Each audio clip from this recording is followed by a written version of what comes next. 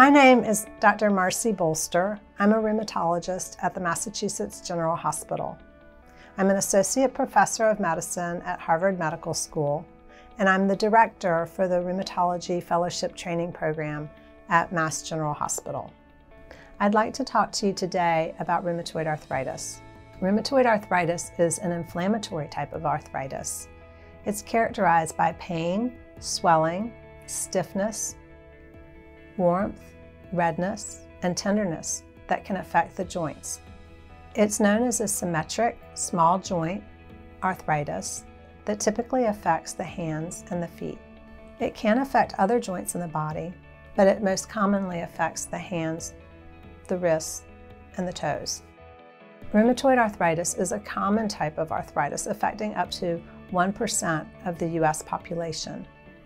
It affects women more commonly than men, with a 2 to 3-fold increased incidence in women.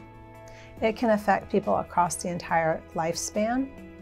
It seems to affect people most commonly in their 20s and 30s, and again in the 50s and 60s, but it can affect people across the entire lifespan, including children. We're going to focus on discussing rheumatoid arthritis in adults today. Patients who are developing rheumatoid arthritis typically will present to their primary care provider with symptoms including pain and swelling in the joints. Stiffness is very common, and patients will typically have prolonged stiffness upon first awakening, also called morning stiffness. In patients with rheumatoid arthritis, this typically lasts 30 minutes or longer and may last for several hours. Typically, patients feel better once they get moving, and they also notice that they may get more stiffness again with periods of prolonged immobility. The evaluation for a patient with rheumatoid arthritis will include a comprehensive history of the patient telling the story of their symptoms, an examination of the joints as well as a general medical examination, laboratory testing, and x-rays. The findings will include that you would have swelling, tenderness of your joints. There may be pain with range of motion of the joints. And the evaluation will also include some laboratory testing. Often patients with rheumatoid arthritis have positive lab tests for rheumatoid factor and an anti-CCP antibody. While these tests aren't required to be positive for the diagnosis of rheumatoid arthritis, they're certainly supportive of the diagnosis. Other testing might include x-rays to evaluate for erosions or joint damage, and these are typically done at an initial visit and then at follow-up visits every 6 to 12 months, or when indicated, to follow the patient to determine if there is evidence of any ongoing or developing joint damage. There are many treatments that are available to treat patients with rheumatoid arthritis. Often patients will have tried analgesics that are over-the-counter, and while these medications may help with the pain and stiffness, they are not considered disease-modifying medications. The most immediate relief or improvement will occur for patients who take glucocorticoids such as prednisone or steroid medications.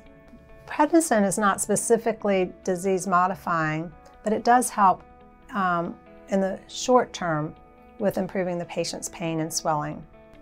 There are other medications that are called disease-modifying anti-rheumatic drugs, abbreviated as DMARDs, and these are in fact disease-modifying. There's a broad spectrum of medications, many of which you may have seen advertised on television.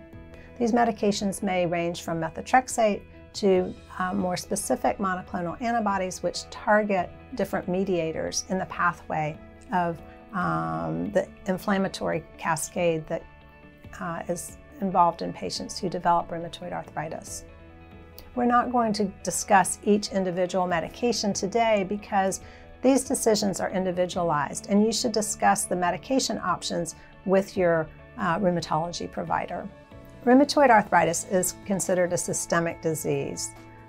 Patients may then experience symptoms like fatigue. Sometimes people have low-grade fever. They can have loss of appetite, and these are called constitutional symptoms.